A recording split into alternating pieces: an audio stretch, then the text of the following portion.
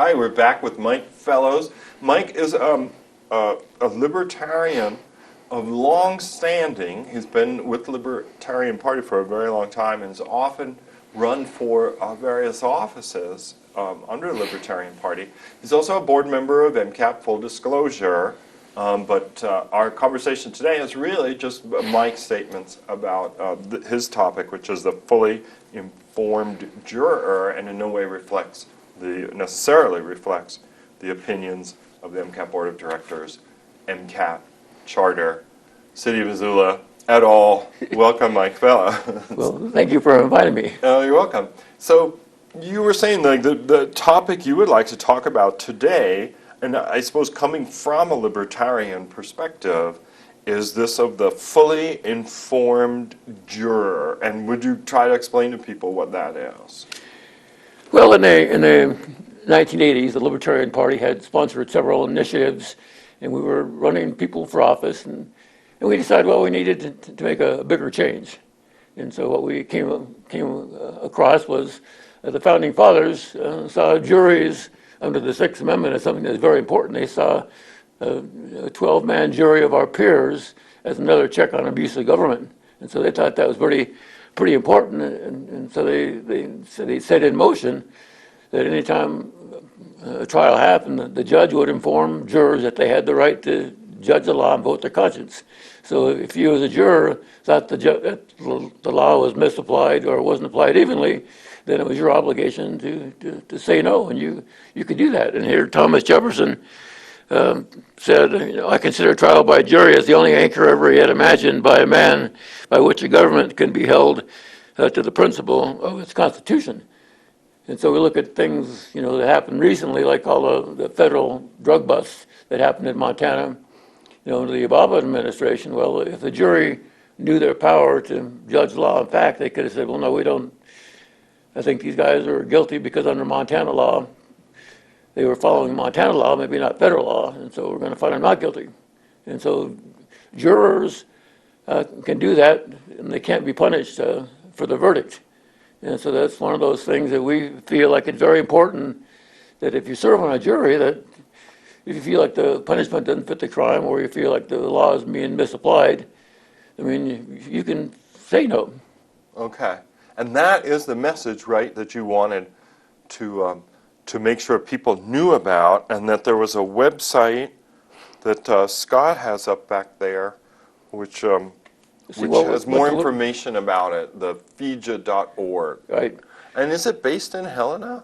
Or he's got a Helena address there. Yeah, back in 1980s, in the 80s, it was Larry Dodge and Don Doig, who were former Montana Libertarian Party members, and they got together and decided to form the Fully Informed Jury Association. It's a 501c3, and it's active in all 50 states.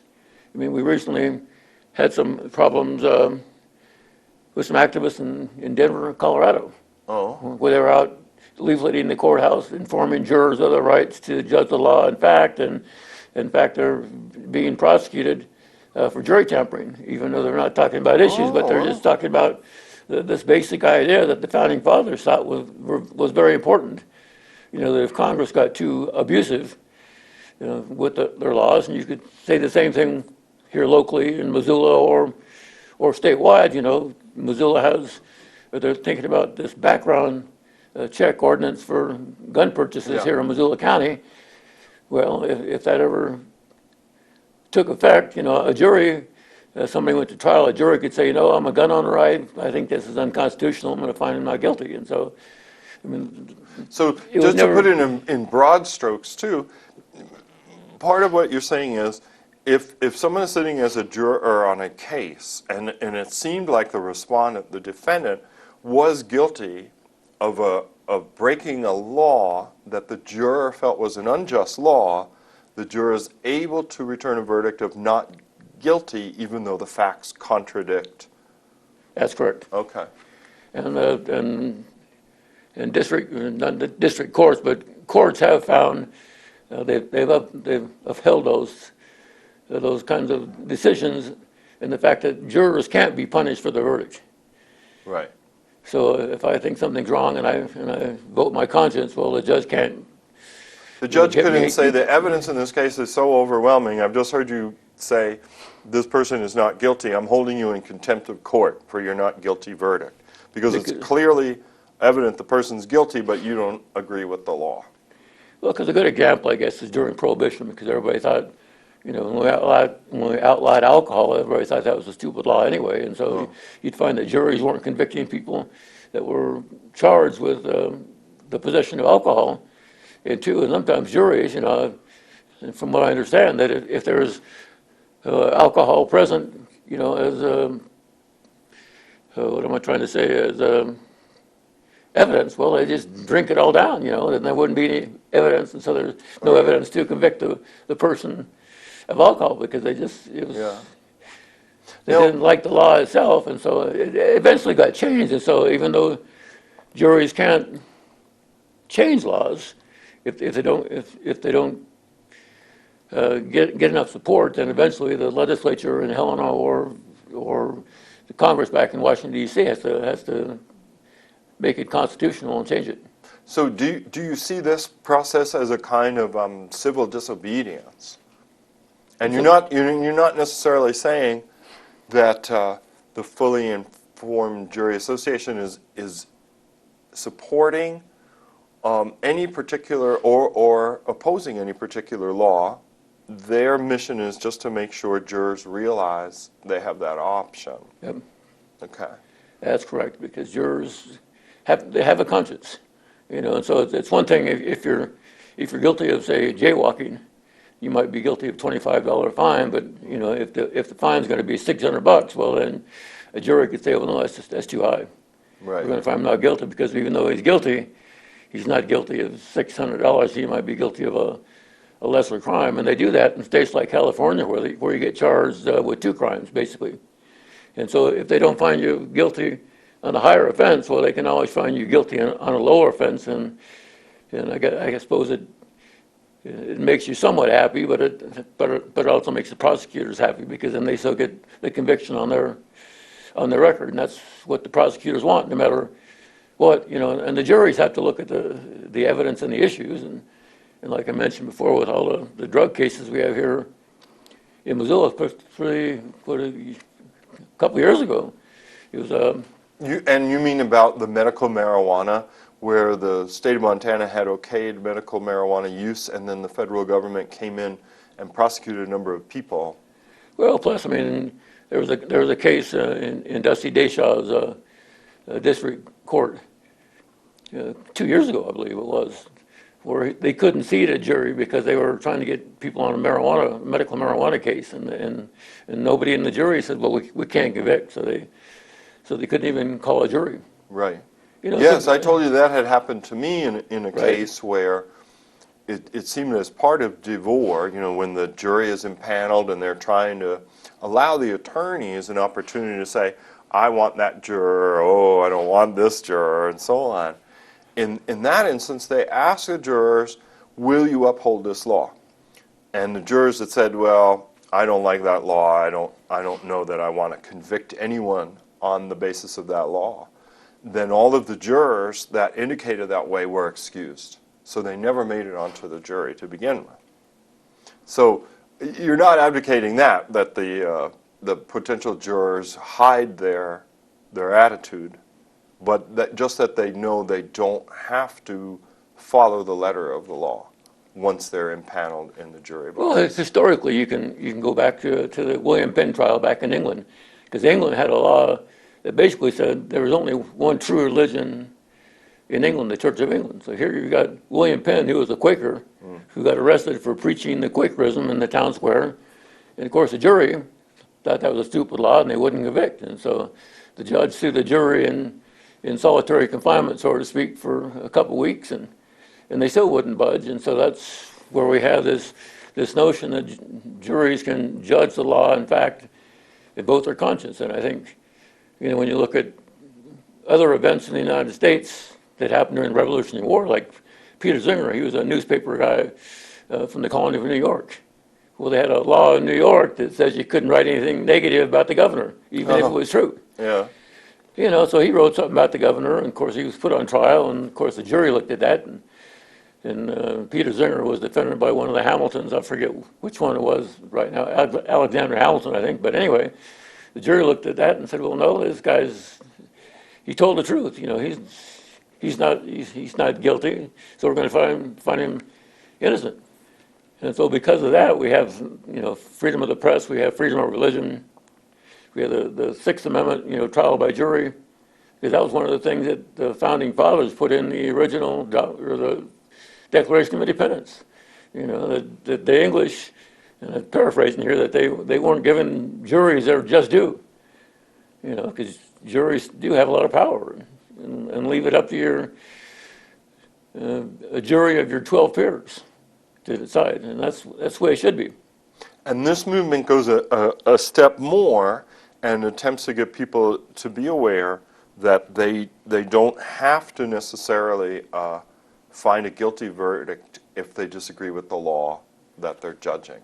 And a lot of times it seems like lawyers will vet those people out before the trial even begins. They want people willing to convict and now ready to hear the evidence in terms of guilt or not. Is there another message behind the fully informed jury besides that one, in addition to it? Well, that's the main issue, just getting, just allowing people to know what their rights are. And because it used to be the judges used to inform jurors of their rights. It wasn't until the late 1800s when the power brokers, the power structure kind of got together and said, well, juries can still nullify laws, they can still vote their conscience, but we're not going to require judges to inform juries on the subject. Oh, I see. Okay. So I think there's only a couple states. I think Indiana and New Hampshire are two states that do have that in their constitution, and we've tried that. We've tried to get it passed in the Montana legislature, but I think the last time it happened, so they voted it out of the House, but it failed in the Senate, and so it's a tough road to hoe, even though. The libertarians are behind it. I think the Republicans have that in their platform. Right. This notion, I'm not sure about the Democrats, but so the notion is out there that we should be informing jurors that yes, they do have this power, but judges do what judges want to do. That's just it. They're the judge. They've got this power, and so I think when you look at things locally, like the water system, well, a jury could say, well, no, the judge is wrong, and we're going to find that the city doesn't have any eminent domain power to take over the water system. They can make those kind of choices. Okay, I gotcha. Well, do you want to give people also, while we have you, a little background on your involvement with the Montana and the nationwide Libertarian Party? What the party's tenets stand for. It sounds like fully informed jury goes along with libertarian issues of a reliance on the self, of independent thinking, and so on. Well, libertarians generally believe in property rights, and so we believe that people should be allowed to live their own lives as long as they're not infringing on the rights of other folks. And so we don't make any judgment on what people want to do in their life, as long as they're not infringing on their neighbor's rights, and the same would hold true with property and so on and so forth. In 2012, our presidential candidate, former Governor Gary Johnson, was on the ballot in 48 states. We missed 2 states. We missed Michigan due to some Secretary of State problems, and then Oklahoma, which required 75,000+ signatures. Ballot access is pretty tough these days, and libertarians generally tend to do pretty well ballot access-wise. And we're also part of some other organizations called Our America Initiative, which has some lawsuits against the Federal Election Commission and the Commission on Presidential Debates to try to open up the presidential debate process so that we have more than just the Democrats and Republicans in the debate process. Yeah. Our convention is going to be in Orlando, Florida, Memorial Day next year, and so we're going to. At that time, would you then propose a libertarian presidential candidate? Yep. Okay. Yeah, So Memorial Day, the end of May 2016. And so we've got several people including Gary Johnson, former governor of New Mexico, is thinking about getting back into the race. There's a Feldman, from Ohio, Dr. Feldman, and so there's quite a few people that are thinking about getting in. And obviously, when you have a political party with ballot access, as such as we've had, we've been the last third party in the last 50 years to have ballot access in 50 states twice in a row. It's 1976 and 2000. So it kind of suggests the Libertarian Party is one of the leading non-Republican Democrat parties in the nation. That's correct. And if people wanted to learn more about it from the web, what would you recommend for them? You go to lp.org. LP.org, that's pretty fast. Libertarian.org. Yeah. There's also libertarianism.org, which is it's a organization run by the Cato Institute. And there's other libertarian type organizations. Reason Magazine's pretty good for news and information. Okay. So there's, when you look at things Scott's showing that one, I think, the LP.org on the screen now, that has the headline, "The Party of Principle for the Libertarians." And is there a group that meets regularly in Missoula? I mean, is it down to you alone? or is there kind of an organized meeting monthly or quarterly? Yeah, we meet quarterly. Okay. We've here in Missoula, we've done things like the homecoming parade. We've had a booth at the Western Montana Fair. Yeah, that's right, yeah. And we celebrate Jury Rights Day, which is September the 5th. Okay. And that marks the whatever anniversary of the William Penn trial.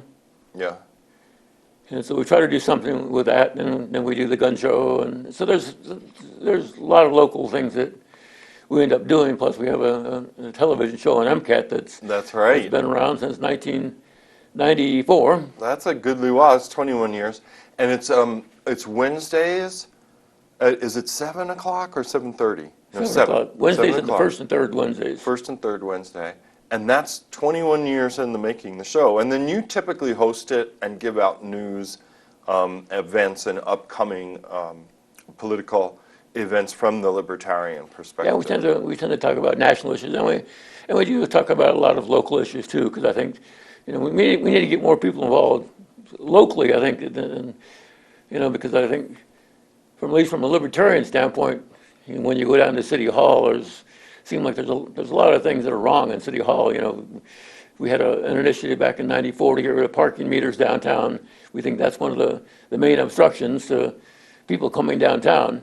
Even though the Parking Commission probably wouldn't agree, or the Missoula Redevelopment Agency probably wouldn't agree. We'd have to disagree with giving Southgate Mall their corporate welfare, because I think that the Urban Renewal District 3 ought to just expire, and we shouldn't try to build, because the Missoula Redevelopment Agency also wants to spend $5 million on a bridge over Reserve Street. As part of the trail. Right. We were just discussing it, Jessica Morris and I. She's from the But they can't do that they can now because Southgate Mall is now included in the Urban Renewal District 3, but they had to have all this process in order to have that happen, and it just seemed like $5 million. You got a convention center in Columbia Falls that's going to be opening up here in a couple of years, and that's going to be a 50-room convention center. For $5 million. So that's what you can buy for $5 million.